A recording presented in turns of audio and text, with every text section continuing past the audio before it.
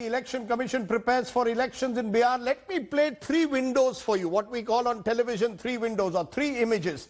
You've got the image of COVID, where Bihar is struggling at the moment. You've got the floods, where again large parts of the state are underwater, and you have the tragedy of Sushant Singh Rajput. And I'm going to ask today, which of these issues really matters to Bihar? Sushant, floods, or COVID? What's the biggest issue in Bihar today? That's the question I want to raise. And I'll be joined by special guests. Joining me now is Dr. Ajay Alok, leader of the Janata Dal United, Pavan Varma, former MP of the Rajya Sabha, who used to be in the JDU, and Dr. Manisha Priyam, who has tracked Bihar for years, one of their foremost political scientists. And Ajay Alok, let me start with you, since you're from the ruling party. What matters? Sushant, COVID, or floods? What is the biggest issue? Are you using Sushant as a distraction from your failure to manage particularly the COVID situation? Well, Rajdeep, I don't understand how do you say that a failure to manage COVID situation when current statistics says that the Bihar is the single state which is testing the largest number in the whole country right now. That is you are testing through antigen test, not RT-PCR. You should be testing through RT-PCR. You are deliberately inflating the numbers. You are misleading not only the people of Bihar but the country. Well, sir, Mr. Rajdeep Sardesai, don't forget I'm a doctor. Yes, so antigen tests, doctors should know that antigen tests are not as effective as RT-PCR. Well, let's go by it and let your viewers get clarification over this, because you are trying to create confusion over antigen test. Yes. Antigen test, if you come positive, it's 100% positive. Now, if you come negative in antigen test, but you have symptoms of COVID, then you should go for RT-PCR, right? And this kind of percentage of cases is less than 5%. And out of the total number of testing, let me complete. Yes. Out of the total number of testing, what we are doing in Bihar, say 110,000, 120,000 per day. So 8 to 12% are for RT-PCR. Among those patients who are coming as to be an antigen negative, but they are having symptoms of COVID, then we are asking them to go for RT-PCR, which is a standard method applicable by ICMR and WHO. So sir, your chief minister has not even held a single press conference on COVID for 3 months. Your chief minister can give us a phone interview on Sushant, but cannot tell the people of Bihar the situation on COVID. He doesn't even do press conferences anymore. Other chief ministers are at least speaking to their people. Nitish is running away on COVID. Nitish is not at all running, and everyday briefing is being done by the Ministry of Health. Everyday briefing is there that what is the situation of the COVID, how many newly infected, how many cured, what is the death ratio, and what is the total infected ratio, and what is the cure ratio. Okay. Every day there's a bulletin, right? And I don't think the chief minister has given any press conference on even on Sushant issue. He was giving a telephonic conversation because everybody of you wanted to take his reaction on the CBI probe. Now Sushant is an isolated, and it's not an issue. Again, I'm telling you, it's not an issue. What we did was a matter of governance, because when Sushant's parents filed an FIR in Bihar, it became imperative for us to get into the inquiry mode, because what Mumbai police was doing was shedding. Lipa poti, Hindi mein bahut sharp shabd hai, lipa poti kar rahe. So you're saying you're telling me there is no connection between your government's decision to take up Sushant Singh Rajput's case and the fact that you wanted to distract public attention from the real issues like COVID and floods. Am I correct? Well, flood is not, again, Rajdeep. Now we are 15 years in the power, and flood is nothing new to us. You know how we worked in Kosi and how every year, subsequent year, we have worked whenever the flood has come. Because flood is not in our hand, it comes from Nepal. It's not in our control, beyond our control. What we can do is relief, rescue, and help. And we have been exemplary on that front. No one can challenge us, at least on that front, that we are not able to do it. So flood is nothing new. We always know that flood is going to come, and we take adequate measures and precautions. Now let us come on COVID. Let us come on COVID first, because you said that it's a failure in COVID. Well, let me tell you again. What is the death rate in our state? Less than 0.5%. What is the infectivity rate in our state now? It's 2.6%. What is the total number of deaths in number of persons if you're concerned? It's 578.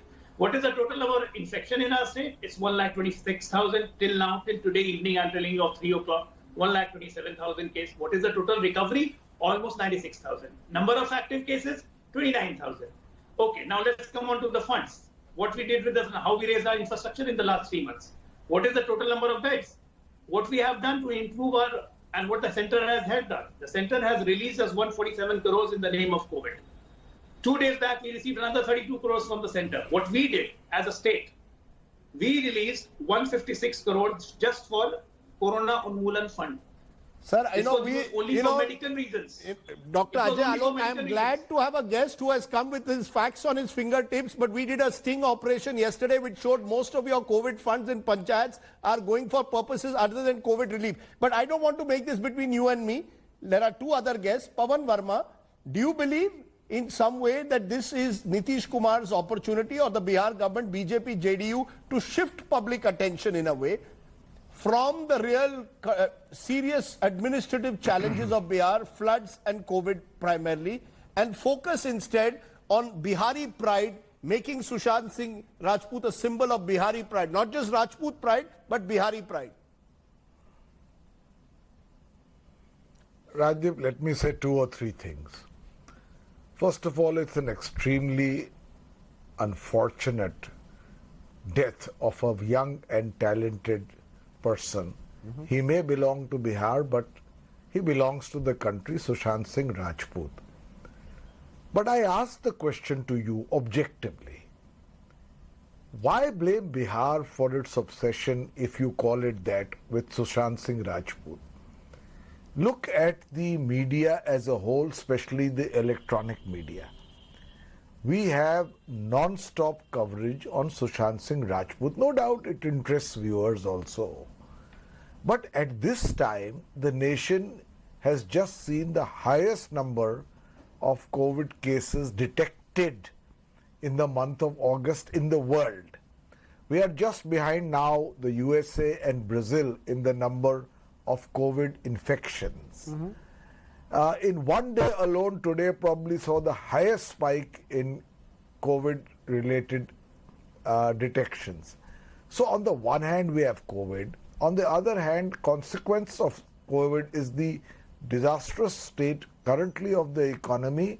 The government is trying to see what it can do, but we know the situation, the number of people unemployed, the level of productivity, the dire straits in which the MSMEs and business is, the falling rates both in production and on other parameters.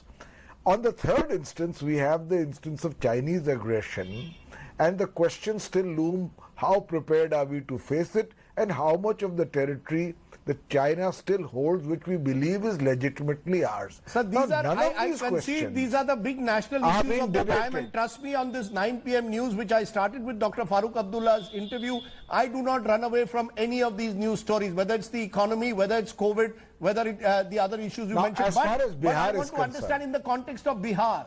In as the far as context of Bihar, do you believe that Sushant Singh Rajput becomes an issue to create this Bihari sense of sub-nationalism? You see, I will talk to you about Bihar very briefly. I do not wish to speak against Nitish Kumar. I have worked with him and I have been associated with the JDU, but the objective facts are as follows. Some 82 million lakh people, over 8 million, have been affected by the floods. It's true the Bihar government does not create the floods, the waters come from Nepal. But the fact is that 500,000 people have been evacuated. All the relief centers are not functional. There is a considerable level of dislocation and, in fact, pain at the ground level because of the floods. Secondly, Bihar was the state to receive the largest number of migrant labor which came back as a result of the corona crisis. From reports that we have, there is still a large numbers who have not received the compensation or are in the process of receiving it, are not employed and are especially vulnerable to COVID, because Bihar is a very densely populated state with one of the worst health infrastructures because it's a poor state. It's a poor state. My information is that testing is the lowest in the country per million people. If the national average is 10,000 tests per day, in Bihar it's just a little over 3,000. And worst of all, There is no attempt at contact tracing. In a sense, therefore, obviously you are prioritizing the issue. But I just want to go to Manisha, Priyam, to understand at election time in Bihar, normally caste plays an important factor. To that extent, Sushant Singh Rajput came from a caste group which in Bihar is influential. But interestingly, every political party, whether it's Chirag Paswan, Lok Jan Shakti, whether it's Tejasvi Yadav and the RJD, whether it's Nitish, whether it's the BJP, all of them have appropriated Sushant Singh Rajput as their own. Do you believe this is an attempt, as I said, to create some kind of a sense of Bihari subnationalism ahead of the elections? I'd begin by paying my homage to the departed soul, and Sushant Singh Rajput did have a young and flourishing career, and I did have one part of my heart tick as a Bihari when I saw him and many others succeed in many areas. Remember, a country and a land which has been just known for its indentured labor ever since I've known it, whether we sent it to Papua New Guinea or we sent them to Fiji or we sent them to Mauritius or now all over India, all we are known for is indentured labor. So anytime I see a Bihari succeeding, whether at the civil services or films, my heart really, feels there's something ticks in it. My homage. But the second point, an important point, is that the same Nitish Kumar, who said nothing about students to be brought back from Kota, remember what a harrowing time those students had in Kota. Whether the bus will go from here or bus will go from there, they will not be allowed and the lockdown will be very strict. You saw the situation with respect to labor. Yogi Adityanath was willing to send buses and took his labor back, but Mr. Nitish Kumar was waiting for the Honorable Home Minister of India to give him guidance on whether buses can go or not.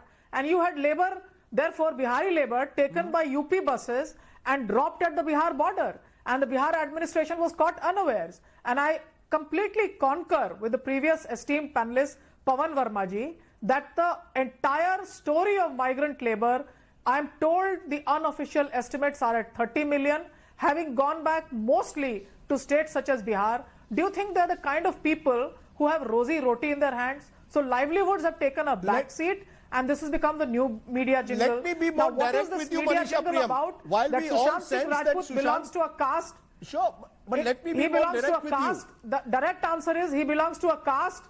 Yes. Go ahead.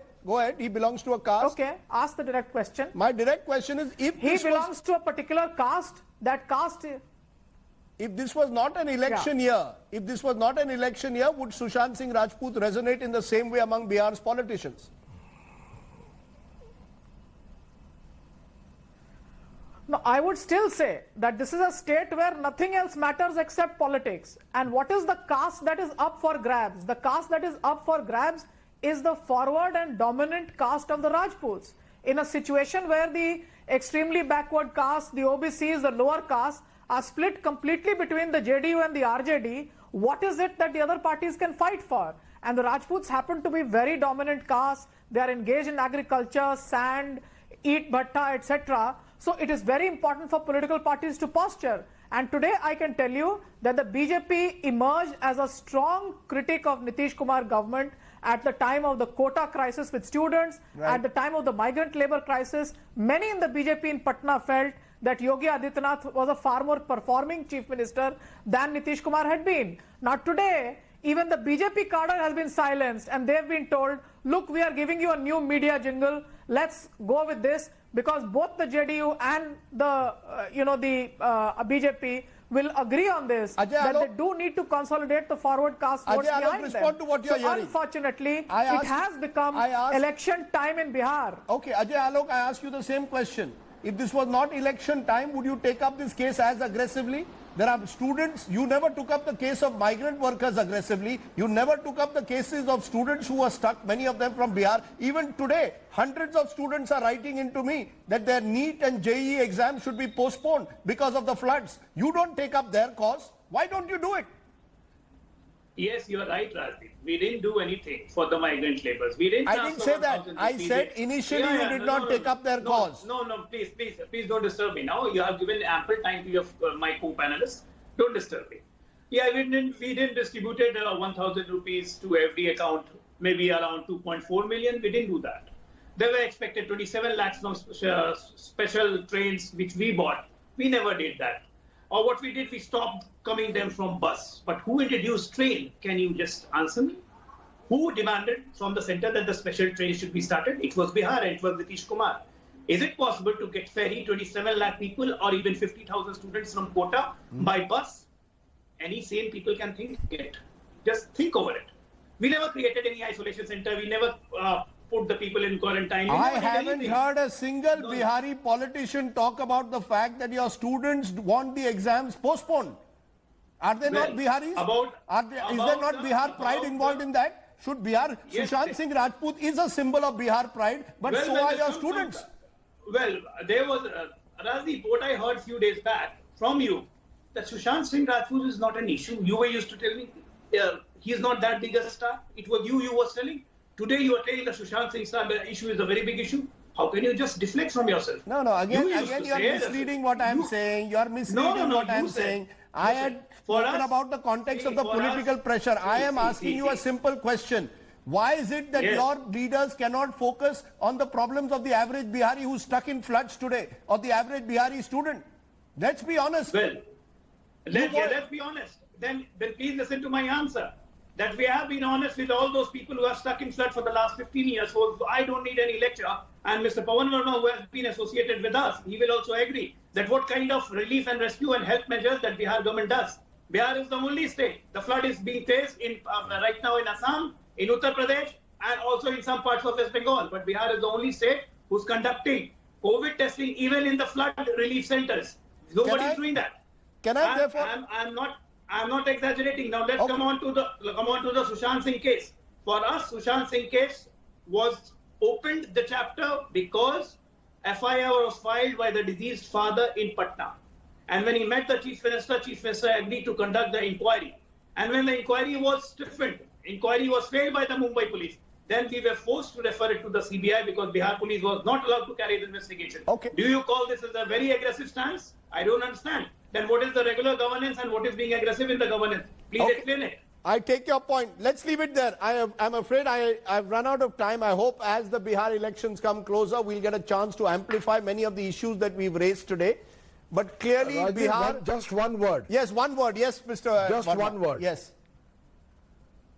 You know, Rajdeep, I genuinely feel, and I appeal to the Election Commission, that in this situation, to hold elections is, in my view, not going to be an effective exercise, and it does not create a level playing field because virtual rallies require a lot of money, and although I'm not saying the opposition is particularly well positioned to win or lose, certainly maybe not to win, but it is certainly not the right time in Bihar to hold elections in the manner in which it is being played. I take your point. This is another debate which should be held, a wider debate, whether elections should be held in times of COVID and floods.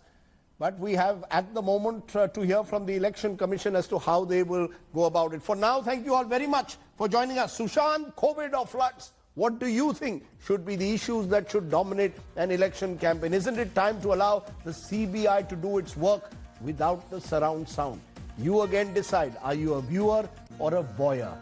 Hello everyone, this is Rahul Kamal here. Hope you enjoyed this video. For the latest news and analysis, like and subscribe the India Today YouTube channel and don't forget to press the bell icon to stay updated.